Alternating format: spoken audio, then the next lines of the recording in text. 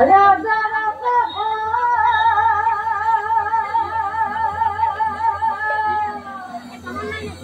ৰাজাৰ ঘৰে যায়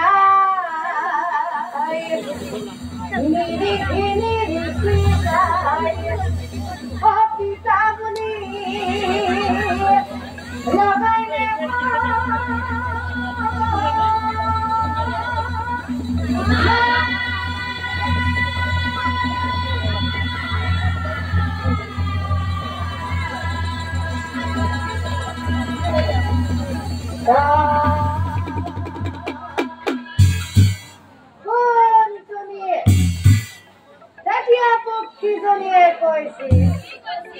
মই কোৱাৰ আগতে তুমি কোৱাৰ ৰজা ইন্দ্ৰদুম্ন হয়নে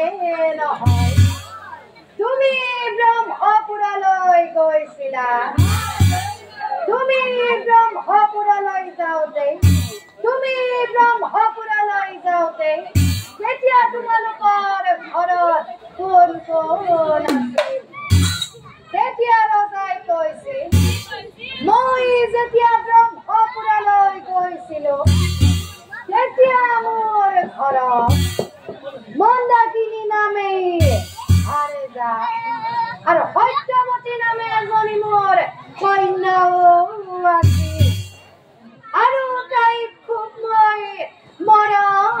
কৰিছিলো এতিয়া মন্দিপুৰ ৰাজ্যখনো নাই মোৰ ভাৰ্যা মন্দাকিনীও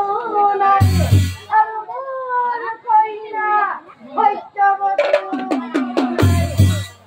তেতিয়া দুখীজনীয়ে ৰজাক চাই কান্দি কান্দি